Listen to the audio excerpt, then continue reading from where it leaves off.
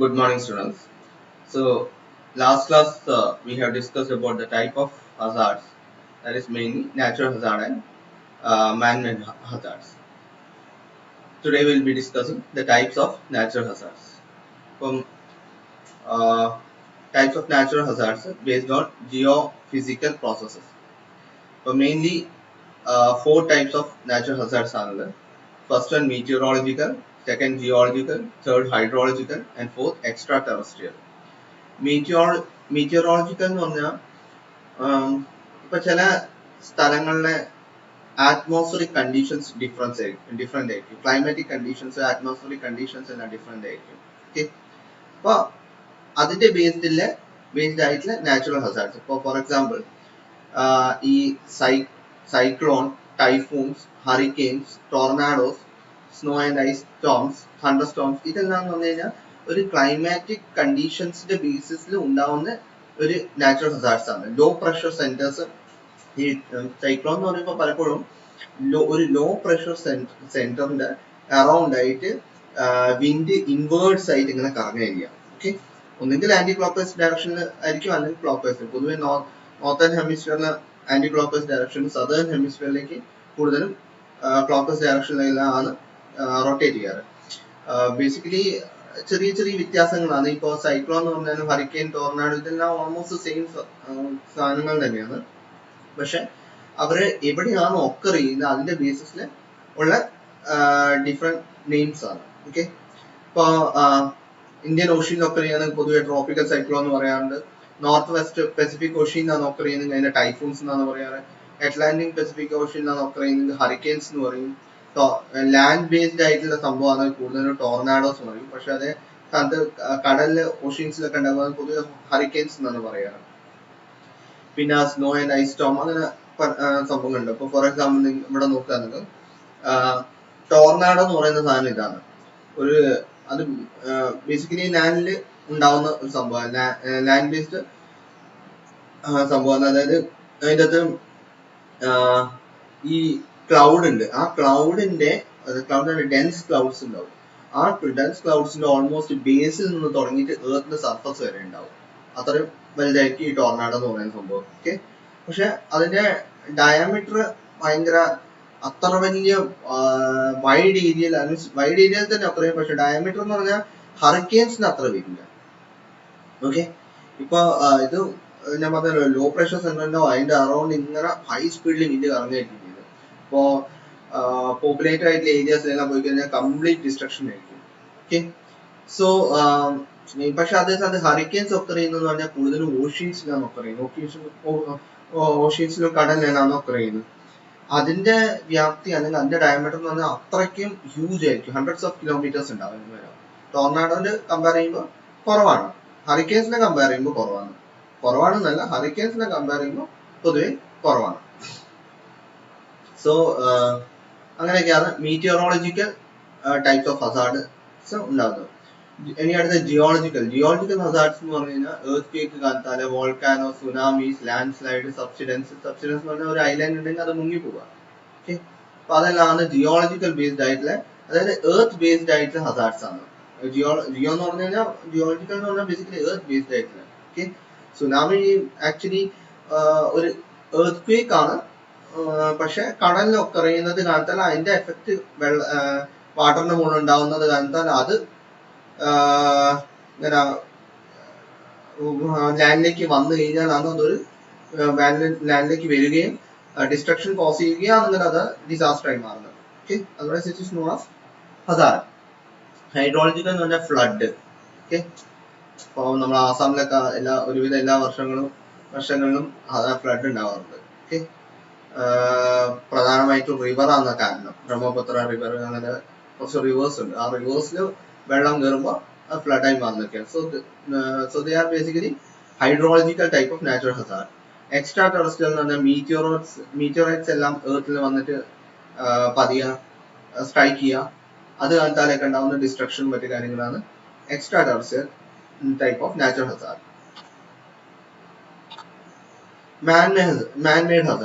Man-made Hazard എന്ന് പറഞ്ഞു കഴിഞ്ഞാൽ ഹ്യൂമൻസിന്റെ ആക്ഷൻസ് കാലത്താലേ ഉണ്ടാവുന്ന ഹസാർഡ്സിനെയാണ് നമ്മൾ മാൻ മെയ്ഡ് ഹസാർഡ്സ് എന്ന് പറയുന്നത്. ഓക്കെ, അവരുടെ ഹ്യൂമൻസിന്റെ ആക്ടിവിറ്റീസ് കാലത്താലേ ഹ്യൂമൻസ് എന്തെങ്കിലുമൊക്കെ നേച്ചറിന്റെ ബാലൻസിനെ ഇംബാലൻസ് ചെയ്യുന്ന രീതിയിൽ എന്തെങ്കിലുമൊക്കെ ചെയ്യുന്നത് കാലത്താലേ ഉണ്ടാവുന്ന ഹസാർഡ്സ് ആണ് man made hazards. For example dam failure. Dam ഉണ്ടാക്കിയ ആരാ? ഹ്യൂമൻസ് ആണ് ഡാം ഉണ്ടാക്കിയത്. By nature it was not there. So ആ ഡാം എപ്പോഴെങ്കിലും ബ്രേക്ക് ആവുകയോ അത് കാലത്താലേ ഉണ്ടാവുന്ന Hazard.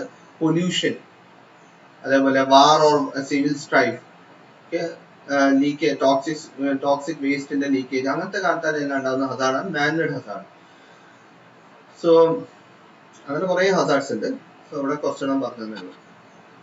Types of man-made Hazard. Man-made Hazard രണ്ട് തരത്തിലാണ് കൂടുതലും പറയാറ്. ഒന്ന് ടെക്നോളജിക്കൽ ഹസാർഡാണ്, മറ്റേ ടെററിസം ആണ്. ടെക്നോളജിക്കൽ ഹസാർഡ് എന്ന് പറഞ്ഞാൽ പലപ്പോഴും ഇന്റൻഷണൽ അല്ല, അറിഞ്ഞുകൊണ്ട് ചെയ്യുന്നതല്ല, പക്ഷെ അത് സംഭവിക്കുന്നതാണ്. ടെററിസം പക്ഷെ ഇറ്റ് ഈസ് ഇന്റൻഷണൽ. ഓക്കെ, അതൊരു എന്തെങ്കിലും ഒരു ഗ്രൂപ്പ് ഓഫ് ആൾക്കാർ, സൊസൈറ്റിയിലെ ആൾക്കാരെ എന്തെങ്കിലും ഒരു ഹാം ചെയ്യാൻ വേണ്ടിയിട്ട്, എന്തിനു വേണ്ടിയിട്ട്? പൊളിറ്റിക്കൽ അജണ്ട ആവാം, സോഷ്യൽ അജണ്ട ആവാം, എക്കണോമിക് അജണ്ട ആവാം, റിലീജിയസ് മിഷൻസ് ആവാം. അങ്ങനെ പല കാരണങ്ങളോ കാലത്താല ആൾക്കാരെ ഉപദ്രവിക്കുന്ന രീതിയിൽ എന്തെങ്കിലും ചെയ്യുക, അതാണ് ടെററിസത്തിന്റെ ടെററിസം എന്ന് പറയുന്നത്. ടെക്നോളജിക്കൽ ഹസാർഡ് എന്ന് പറയുമ്പോൾ ഇപ്പൊ ആക്സിഡൻസ് കാലത്താൽ ഉണ്ടാവുന്ന ഹസാർഡുകളാണ്. ഇപ്പൊ poor planning, faulty equipment use ചെയ്യുന്നത് കാലത്താലാവാം. പിന്നെ എന്താ പറയുക, ഇപ്പൊ ഫോർ എക്സാമ്പിൾ നമ്മള് ഒരു കമ്മ്യൂണിക്കേഷന് വേണ്ടി നമ്മൾ ടവർ എല്ലാം സ്ഥാപിക്കുന്നത്, ആ ടവറിന്റെ റേഡിയേഷൻ കാലത്താൽ ഹസാർഡാവാം. ഇപ്പൊ നമ്മളെ ട്രെയിൻ ഡീറെയിൽമെന്റ് ആവാം. അപ്പൊ അങ്ങനെ പല സംഭവങ്ങളും ആവാം. ഓയിൽ സ്പിൽ ആവാം.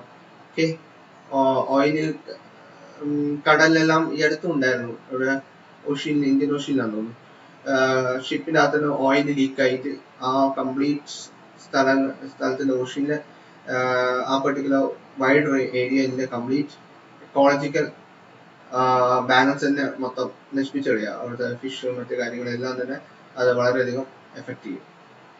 സോ അങ്ങനത്തെ ഹസാർഡ്സ് ആവാം. So these are the main two types of technology man-made Hazard. ഇനി ഡിസാസ്റ്റർ നമ്മൾ പറഞ്ഞിട്ടുണ്ടായിരുന്നു മുമ്പ്. ഹസാർഡും ഡിസാസ്റ്ററും തമ്മിലുള്ള പ്രധാന വ്യത്യാസം എന്താണ്? ഹസാർഡ് എന്ന് പറഞ്ഞു കഴിഞ്ഞാൽ ഒരു ഫെനോമിനൻ, ഒരു അഡ്വേഴ്സ് ഫെനോമിന ഒക്കർ ചെയ്യുന്നു. പക്ഷെ അത് ഹ്യൂമൻസിന്റെ ലൈഫിനെ അല്ലെങ്കിൽ ഹ്യൂമൻസിനെ വലുതായിട്ട് എഫക്ട് ചെയ്തിട്ടില്ലെങ്കിൽ അത് we won't say that it is a disaster. Disaster എന്ന് പറഞ്ഞാൽ ഹസാർഡ് ഒക്കർ ചെയ്തിട്ട് ഹ്യൂമൻസിന്റെ ലൈഫിന്, ഹ്യൂമൻസിന്റെ ബിലോങ്ങിങ്സിനെ എല്ലാം നശിപ്പിച്ച് കളയുകയാണെങ്കിലാണ് it is known as disaster. അതായത് ഇപ്പൊ ഒരു സൈക്ലോൺ ഉണ്ടായി, പക്ഷെ ആ സൈക്ലോൺ ഇപ്പൊ ഒരു ഹറിക്കെയിൻ ഉണ്ടായി വിചാരിക്കുക, കടലിൽ എവിടെയോ ഒരു ഹറിക്കെയിൻ ഉണ്ടായി, അത് അവിടെ തന്നെ തീർന്നു വിചാരിക്കുക. നമുക്കെന്താ, നമ്മളെ എഫക്ട് ചെയ്തില്ലെങ്കിൽ നമുക്കൊരു പ്രശ്നവുമില്ല. പക്ഷെ അതേ സമയത്ത് കടലിൽ ഒരു ഹറിക്കെയിൻ ഉണ്ടായി, കുറെ ഷിപ്പുകളെല്ലാം അതിൻ്റെ അകത്ത് കുടുങ്ങി, ഒരുപാട് ലൈഫ് നമുക്ക് നഷ്ടമാവുകയെല്ലാം ചെയ്ത് കഴിഞ്ഞാൽ ഇറ്റ് ഈസ് എ ഡിസാസ്റ്റർ അല്ലേ? ഒരു എവിടെയോ ഒരു റീജിയനിൽ ചെറിയൊരു എർത്ത് ഉണ്ടായി, നമുക്ക് പ്രശ്നമുണ്ടോ? ഇല്ല. ആ എർത്ത് നമ്മുടെ ബിൽഡിങ്ങോ നമ്മളെ ലൈഫിനെയോ അല്ലെങ്കിൽ നമ്മുടെ ബിലോങ്ങിങ്സിനെയോ എല്ലാം വളരെ അഡ്വേഴ്സ് ആയിട്ട് എഫക്ട് ചെയ്ത് കഴിഞ്ഞാൽ we say that it is a disaster. Almost ഹറിക്കെയിൻസും ഡിസാസ്റ്ററിന്റെ ക്ലാസിഫിക്കേഷൻ മറ്റു കാര്യങ്ങളെല്ലാം ഓൾമോസ്റ്റ് സിമിലർ ആണ്, ടൈപ്സ് ഒക്കെ സിമിലർ ആണ്. പക്ഷെ ഡിസാസ്റ്റർ ഇതാണ് സംഭവം ആണ്. സോ നമുക്ക് ജസ്റ്റ് ഡിസാസ്റ്ററിന്റെ ക്ലാസിഫിക്കേഷൻ നോക്കാം. ഹസാർഡിനെ പോലെ തന്നെ നാച്ചുറൽ ഡിസാസ്റ്ററും മാൻമെയ്ഡ് ഡിസാസ്റ്റർ ആയിട്ടാണ് ക്ലാസിഫൈ ചെയ്തത് ബേസ്ഡ് ഓൺ കോസ്. ഇനി സ്പീഡ് ഓഫ് ഓൺസെറ്റ്, എത്ര പെട്ടെന്നാണ് ഡിസാസ്റ്റർ ഉണ്ടാവുന്നത്, അതിന്റെ ബേസിസിൽ നമ്മൾ തന്നെ സഡൻ അല്ലെങ്കിൽ സ്ലോ ഹസാർഡ് എന്ന് പറഞ്ഞ് ക്ലാസിഫൈ ചെയ്യും. ചിലത് മെല്ലനെ എഫക്ട് ചെയ്യത്തുള്ളൂ, ചിലത് പെട്ടെന്ന് എഫക്ട് ചെയ്യുന്ന ഹസാർഡ് ഡിസാസ്റ്റർ ആയിരിക്കും. നമുക്ക് നോക്കാം അത് ഏതൊക്കെയാണ്. നാച്ചുറൽ ഹസാർഡ് നമ്മൾ പറഞ്ഞ പോലെ വിൻഡ് റിലേറ്റഡ് ആവാം, വാട്ടർ റിലേറ്റഡ് ആവാം, എർത്ത് റിലേറ്റഡ് ആവാം. വിൻഡ് റിലേറ്റഡ് പറഞ്ഞാൽ storm, cyclone, tornado, storm surge, tidal waves, ഇത് കാലത്താൽ ഉണ്ടാവുന്ന പ്രശ്നങ്ങൾ, അതെല്ലാം തന്നെ നാച്ചുറൽ ഡിസാസ്റ്റേഴ്സിന്റെ അകത്ത് പെടുന്നതാണ്. വാട്ടർ റിലേറ്റഡ് പറഞ്ഞാൽ flood, cloudburst, flash flood, excessive rains, drought, ഇതെല്ലാം വാട്ടർ റിലേറ്റഡിന്റെ അകത്ത് പെടുന്നതാണ്. ഫ്ലാഷ് ഫ്ലഡ് എന്നൊക്കെ പറഞ്ഞു കഴിഞ്ഞാൽ പെട്ടെന്ന് ഫ്ലഡ് ഉണ്ടാവുക. ഓക്കെ, ക്ലൗഡ് ബേസ്റ്റ് എന്ന് പറഞ്ഞാൽ പെട്ടെന്ന് ഒരു കുറച്ച് സമയത്തിനുള്ളിൽ തന്നെ ഭയങ്കരമായിട്ട് മഴ ലഭിക്കുക, ചെറിയൊരു സമയത്തിനുള്ളിൽ തന്നെ ഭയങ്കരമായിട്ട് മഴ ലഭിക്കുകയാണ് ഇറ്റ് ഈസ് ക്ലൗഡ് ബേസ്റ്റ്. അപ്പൊ ചെറിയ സമയത്ത് ഭയങ്കരമായിട്ട് മഴ പെയ്യുമ്പോൾ പലപ്പോഴും വെള്ളം ഫ്ലഡ് പോലെയാ, ലോക്കൽ ഫ്ലഡ് എല്ലാം ഉണ്ടാവും. Earth related, earthquakes, tsunamis, avalanches, landslide, volcanic eruptions, ഇതെല്ലാം എർത്ത് റിലേറ്റഡ് ആയിട്ടുള്ള നാച്ചുറൽ ഡിസാസ്റ്റേഴ്സ് ആണ്. അവലാഞ്ചി എന്ന് പറഞ്ഞു കഴിഞ്ഞാൽ നമ്മളെ ഐസിന്റെ സ്നോ ഉള്ള സ്ഥലങ്ങളിൽ ആ കുറെ സ്നോ ഒരുമിച്ച് ഇങ്ങോട്ട് സ്ലൈഡ് ചെയ്താറില്ല. ഓക്കെ, ഇതാണ് അവലാഞ്ചി എന്ന് പറയുന്നത്. സോ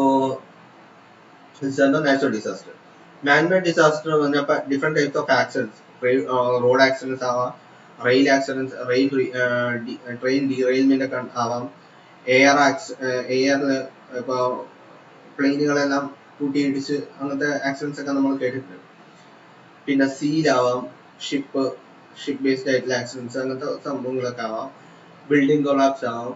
ഇതെല്ലാം ഡിഫറെന്റ് ടൈപ്സ് ഓഫ് ആക്സിഡൻസ് ആണ് which are basically which may lead to man-made disasters. Industrial ഇപ്പൊ നമ്മള് ഇൻഡസ്ട്രിയൽ മിഷാപ്സ്, ഗ്യാസ് ലീക്കേജ്, എക്സ്പ്ലോഷൻ, ഇതൊക്കെ ഇൻഡസ്ട്രിയൽ ഹസാർഡ്സ് ആണ്. ഇപ്പൊ നമ്മള്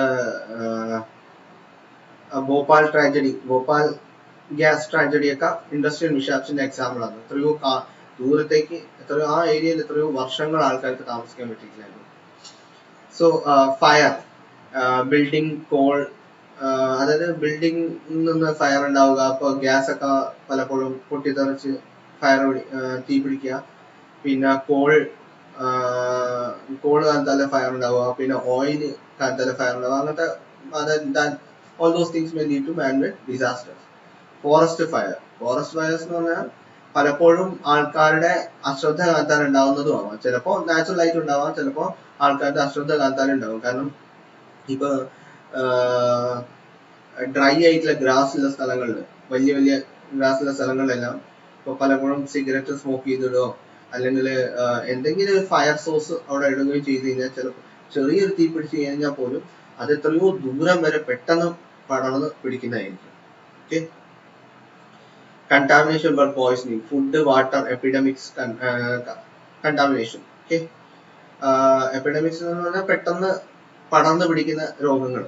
okay, terrorist activities are man-made disaster, ecological pollution, soil degrading, loss of biodiversity, global warming, sea level rise, toxic waste, nuclear accidents, ഇതെല്ലാം തന്നെ എക്കോളജിനെ effect ചെയ്യുന്ന man-made disasters ആണ്. Warfare, സാധാരണ യുദ്ധം ഉണ്ടാവില്ലേ രാജ്യങ്ങൾ തമ്മിൽ, വാറാവാം, കെമിക്കൽ യുദ്ധമായാലും ന്യൂക്ലിയർ വാറായാലും ഇതെല്ലാം തന്നെ വാർഫെയർ ആണ്. Different warfares that may effect manmade disasters. That are example of man-made disaster. Speed of onset, sudden പെട്ടെന്ന് വരുന്ന ഡിസാസ്റ്റർ ആവാം, മെല്ലനെ വരുന്ന ഡിസാസ്റ്റർ ആവാം. For example ഡ്രോട്ടുകൾ. ഓക്കെ, അത് തന്നെ പെട്ടെന്ന് വരുന്നതല്ല, മെല്ലനെ വരുന്നതാണ്. മെല്ലനെ എല്ലാ വെജിറ്റേഷനും എല്ലാ ഫോറസ്റ്റ് ഇതെല്ലാം തന്നെ പ്ലാന്റ്സ് എല്ലാം തന്നെ മെല്ലനെ ഉണങ്ങിപ്പോയി, ഡ്രൈ ആയിപ്പോയി. അങ്ങനെ വെജിറ്റേഷൻ, വെള്ളം ചിലപ്പോൾ അണ്ടർഗ്രൗണ്ട് വാട്ടറിന്റെ സ്കാർസിറ്റി കാലത്തന്നെ ആവാം. അപ്പൊ അങ്ങനെ ഡ്രോട്ടായി മാറുകയാണ്. അത് പെട്ടെന്ന് ഒരു ദിവസം കൊണ്ടോ 2 ദിവസം കൊണ്ടോ ഉണ്ടാവുന്നതല്ല, മെല്ലനെ മാറുകയാണ്. Civil strife, conflicts, civil political conflicts ഒക്കെ ഉണ്ടാവില്ല. അത് എപ്പിഡമിക്, ഈ പകർച്ചവ്യാധികൾ ഉണ്ടാവില്ലേ, അതെല്ലാം പെട്ടെന്ന് പിടിക്കുന്നതല്ല, കുറച്ച് സമയം എടുത്തിട്ട് മെല്ലനെ പടർന്ന് പിടിക്കുന്നത്. These are examples of slow onset. Sudden onset എന്ന് പറഞ്ഞു കഴിഞ്ഞാൽ പെട്ടെന്ന് ഉണ്ടാവുന്ന ഡിസാസ്റ്റേഴ്സ് ആണ്. എർത്ത് തന്നെ പെട്ടെന്ന് നിമിഷ നേരം കൊണ്ട് ഉണ്ടാവുന്ന സംഭവമാണ് എർത്ത് സുനാമി, അതേപോലെ തന്നെ സൈക്ലോൺ, വോൾക്കാനോ. നമുക്ക് ഒട്ടും പ്രിപ്പയർ ചെയ്യാനുള്ള സമയം ഉണ്ടാവില്ല sudden onset.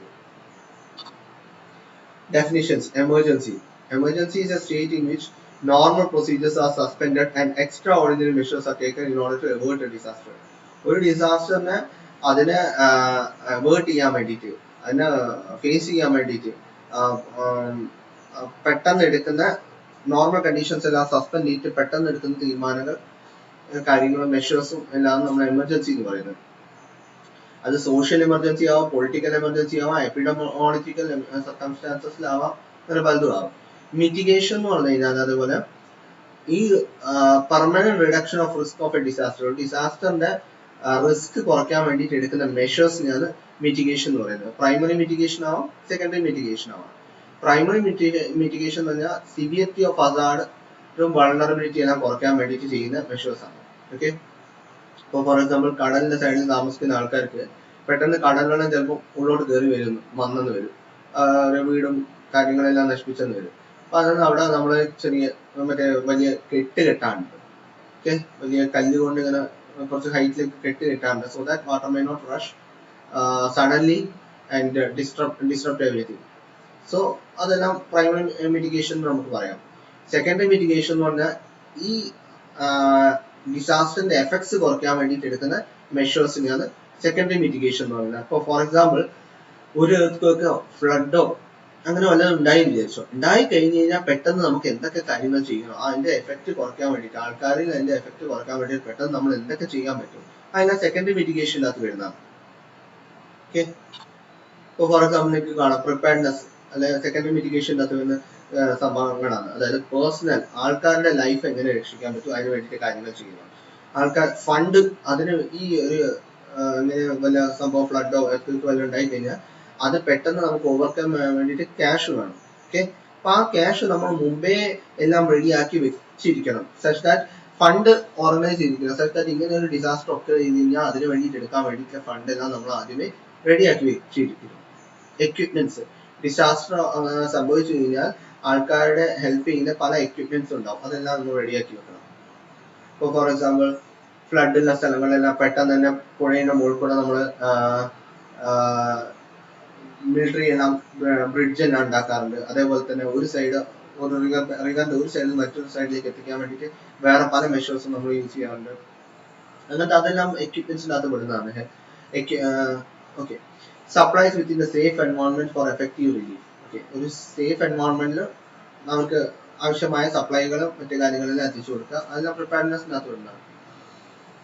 Disaster preparedness is building up of capacities before a disaster situation prevails in order to reduce impacts. അപ്പോൾ അത് നമ്മൾ പറഞ്ഞല്ലോ, food, emergency, health, warning system, logistic infrastructure, relief manual, shelter project. ഇപ്പോൾ നമ്മൾ എന്തെങ്കിലും ഒരു ഡിസാസ്റ്റർ ഒക്കർ ചെയ്ത് കഴിഞ്ഞാൽ കുറെ പ്രോജക്ട്സ് നമ്മൾ ഷെൽഫ് ചെയ്ത് വെക്കണം. സച്ച് ദാറ്റ് ആ പ്രോജക്ട്സിലൂടെ അവർക്ക് പഴയ ഒരു അവസ്ഥയിലേക്ക് എത്താൻ പറ്റണം. Okay, common and natural disaster, earthquake, tsunami, cyclone, flood, drought, landslide, lightning, fire, volcanoes, ഇതെല്ലാം കോമൺ നാച്ചുറൽ ഡിസാസ്റ്റേഴ്സ് ആണ്. അതിന്റെ ആദ്യത്തെ earthquake ഒക്കെ. earthquake എന്ന് പറഞ്ഞാൽ sudden vibration caused on the earth's surface with the sudden release of tremendous energy stored in rocks under the earth's crust. അപ്പോൾ earthന്റെ ക്രസ്റ്റിൽ occur ചെയ്യുന്ന ഒരു ഫെനോമിനൻ ആണ്. അവിടെ ഈ ലാൻഡ് സ്ലൈഡുകൾ ചിലപ്പോൾ ഒരു occur ചെയ്യുന്ന ഒരു ഉള്ളിൽ. ഓക്കെ, അതായത് ഒരു സഡൻ വൈബ്രേഷനോട് കൂടി ഒരു അങ്ങനെ ഒരു പ്ലേറ്റ് മൂവ് ചെയ്യുമ്പോൾ ആ റോക്കിന്റെ അണ്ടറിൽ സ്റ്റോർ ചെയ്തിരിക്കുന്ന ട്രമൻഡസ് എനർജി പൊട്ടി പുറമേക്ക് വരികയാണ്. ഓക്കെ, ആ ഇന്റീരിയറിൽ നിന്ന് അത് അത്രയും ദൂരം ട്രാവൽ ചെയ്ത് പുറത്തോട്ട് ആ ട്രമൻഡസ് എനർജി അങ്ങ് റിലീസ് ചെയ്യണം. അതിനാണ് നമ്മൾ എർത്ത് എന്ന് പറയുന്നത്. ഓക്കെ, സഡൻ ആണ്, പ്രത്യേകിച്ച് ഒരു വാണിംഗ് ഒന്നും ഉണ്ടാവില്ല. റിച്ചർ സ്കെയിൽ അതിന്റെ മുകളിൽ നമ്മൾ അതിനെ മെഷർ ചെയ്യാറ്. ഒരു എർത്ത് റിച്ചർ സ്കെയിൽ 10ന്റെ ഉള്ളിലാണ്, 10ലാണ് നമ്മൾ ഇത് ചെയ്യാറ്, വാല്യൂ കൊടുക്കാറ്. ഇപ്പൊ ഏറ്റവും വലിയ എർത്ത് എനിക്ക് തോന്നുന്നത് ചൈനയിലെങ്ങാനാ ബുയിനോ അങ്ങനെ എന്തോ സ്ഥലത്താണ് ഒക്കർ ചെയ്തത്. ഇവൻ 9.5 അങ്ങനെയാണ് റിച്ചർ സ്കെയിൽ. ഓക്കെ, ഇപ്പൊ ഇന്ത്യയിൽ തന്നെ പല സ്ഥലത്തും ഒരുപാട് എർത്ത് ഉണ്ടായിട്ടുണ്ട്. കാശ്മീരിൽ പലപ്പോഴും ഉണ്ടാവാറുണ്ട്, ഗുജറാത്തില്, പിന്നെ ആസാമില്, മഹാരാഷ്ട്രയിൽ ഒക്കർ ചെയ്തിരിക്കുന്നത്, ആൻഡമാൻ നിക്കോബാർ ഐലൻഡിൽ ഒക്കർ ചെയ്തിരിക്കുന്നത്, ഉത്തരാഖണ്ഡ് ആ ഭാഗത്ത് ഒക്കർ ചെയ്തിരിക്കുന്നത്, അങ്ങനെ പല സ്ഥലത്തായിട്ട് ഒരുപാട് എർത്ത് ഒക്കർ ചെയ്തിട്ടുണ്ട്. അതിൻ്റെ അത് ഗുജറാത്തിലെ എർത്ത് എല്ലാം ഒരുപാട് നഷ്ടങ്ങൾ ഉണ്ടാക്കിയ ഒരു എർത്ത് ആണ്. ഓക്കെ, സോ അപ്പൊ ആ റിച്ചർ സ്കെയിലാണ് മെഷർ ചെയ്യുന്നത് പൊതുവെ. ഇനി അതെപ്പോ വേണമെങ്കിൽ ഒക്കർ ചെയ്യാം, എന്നാ സമയമൊന്നുമില്ല. അത് ബിൽഡിംഗ്, ഇൻഫ്രാസ്ട്രക്ചർ, ആൾക്കാർ, ലൈഫ്, ഇതെല്ലാം നശിപ്പിച്ചു കഴിയും. ഓക്കെ, അത് മാത്രമല്ല കംപ്ലീറ്റ് ഗവൺമെന്റിനെ ഡീസ്റ്റെബിലൈസ് ചെയ്യാൻ വളരെ ശക്തിയില്ല, കാരണം അത്രയും ഹ്യൂജ് ആയിരിക്കും അതിന്റെ ഇമ്പാക്ട് എക്കണോമി, സോഷ്യൽ സ്ട്രക്ചറിന് മുകളിൽ. ഓക്കെ, എല്ലാം എർത്ത് റിഫ്ലക്ഷൻസ് ആണ്, കുറെ എഫക്ട്സ് ആണ്. ഗുജറാത്തിലെ എർത്ത്,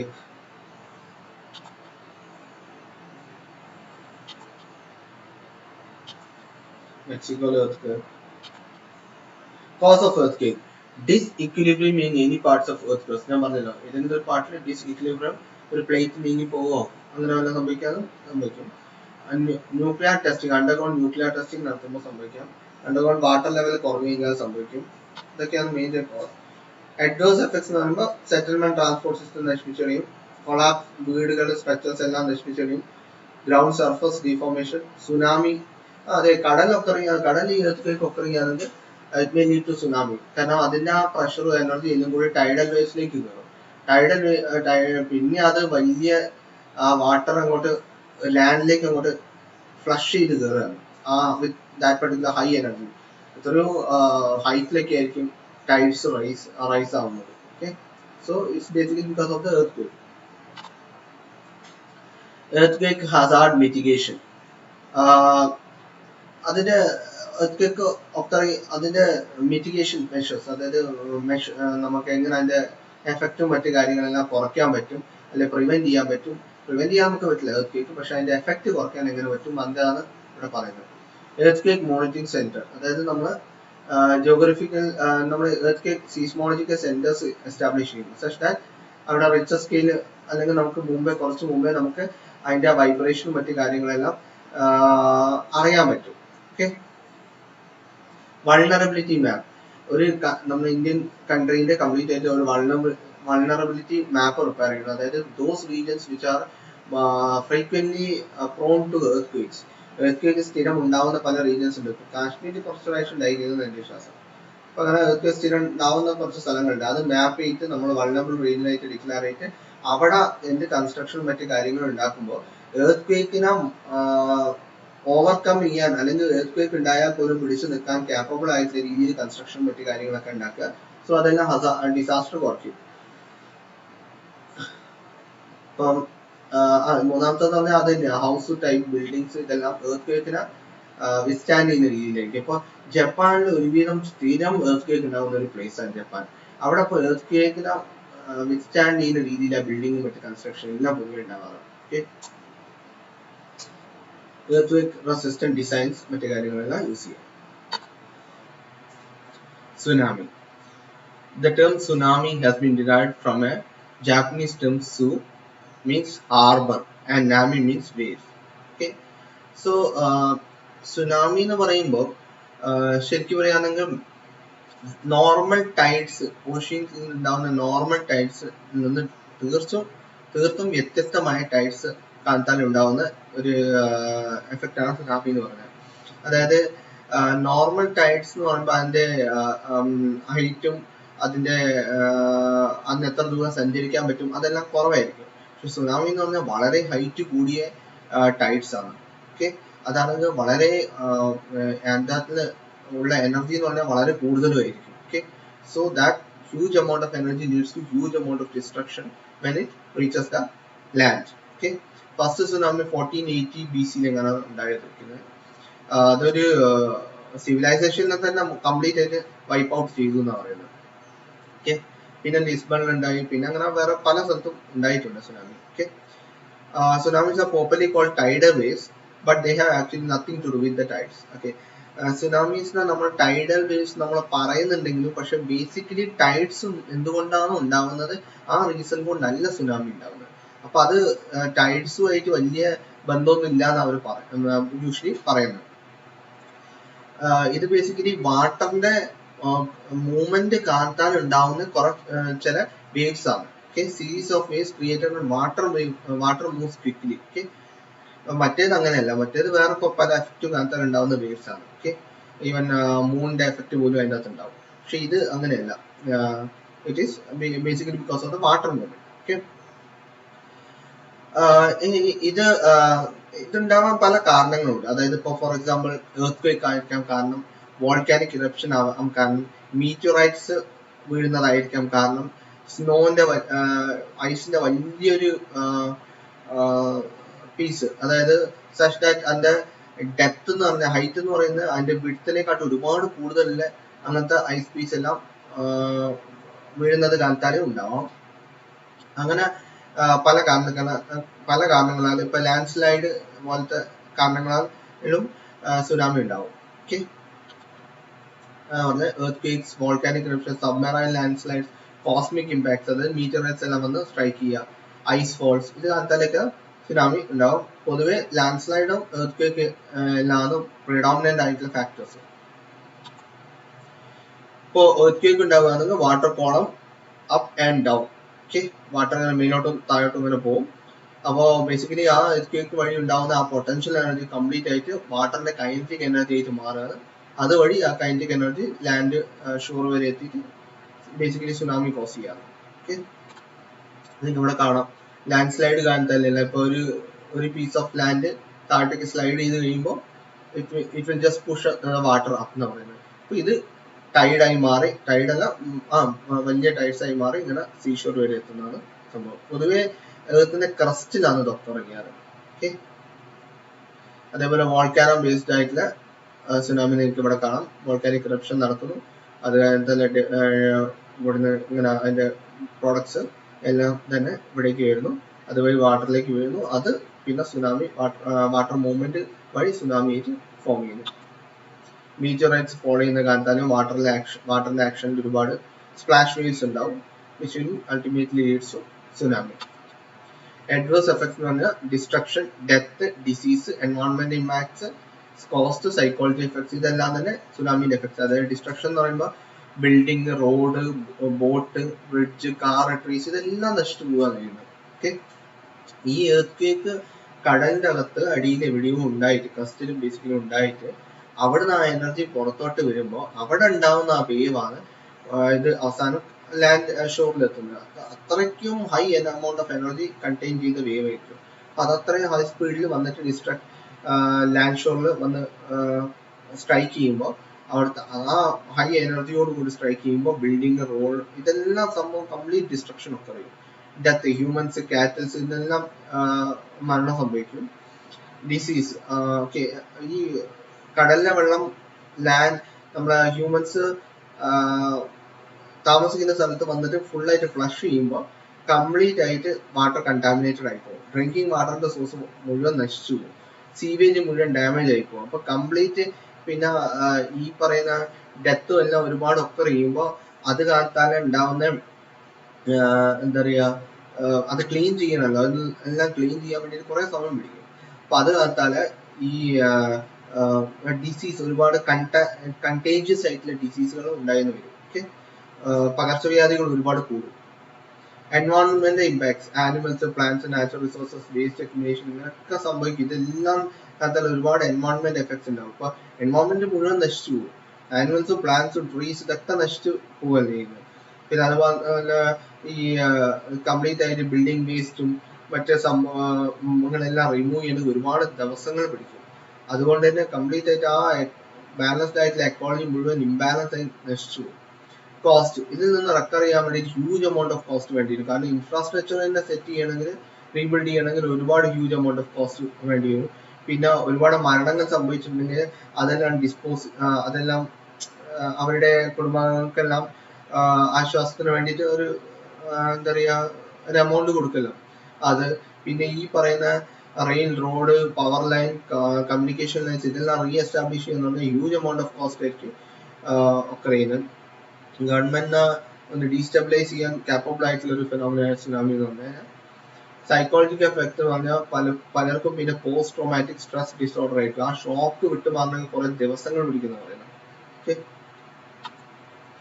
ഓർഡിനറി വേവ് സുനാമി വേവിലുള്ള പ്രധാന വ്യത്യാസം പറഞ്ഞാൽ, ഓർഡിനറി വേവ് നിങ്ങൾക്ക് കാണാം, ഈ വിൻഡ് വേവ് എന്ന് പറയുമ്പോൾ വേവ് ലെങ്ത് 100 കിലോമീറ്റർ അത്രയൊക്കെ ഉണ്ടാവും, duration 5 to 2 seconds, height 0.5 metre ഉണ്ട്. സുനാമി എന്ന് പറയുമ്പോൾ 500 കിലോമീറ്ററിന് മേലെ ഉണ്ടാവും എന്ന് പറയുന്നത് വേവ് ലെങ്ത്. വേവ് ലെങ്ത് എന്ന് പറഞ്ഞാൽ ഒരു ഉയർന്ന ക്രസ്റ്റ് ഇല്ലേ, അതിൽ നിന്ന് മറ്റൊരു ക്രസ്റ്റിലേക്ക് ഡിസ്റ്റൻസ് ആണ്. സുനാമി 10 minutes to 2 hours, അത്രയും കുറെ നേരം ഉണ്ടാവും. ഹൈറ്റ് 30 to 80 meters ഒക്കെ പോകും. അത്രയ്ക്കും ഡിഫറെന്റ് ആണ് സുനാമി എന്ന് പറയുന്നത് വേവ്സ്. നിങ്ങൾക്ക് കാണാം തായ്ലൻഡിലെ ഡിസ്ട്രക്ഷൻ കോസ് ചെയ്ത് കാണാം tsunami 2006. Collapse of the bridge across the river, ഇന്തോനേഷ്യയിലെ ബ്രിഡ്ജ് എല്ലാം കൊളാപ്സ് ആയിപ്പോയത്. വേവിന്റെ ഹൈറ്റ് കാണാം, ഒരു ബിൽഡിങ്ങിനേക്കാട് വളരെയധികം ഹൈറ്റിലാണ് തായ്ലൻഡിൽ വന്നത്. അൻഡമാൻസിലെല്ലാം ഡിസ്ട്രക്ഷൻ കോസ് ചെയ്ത് കാണാം.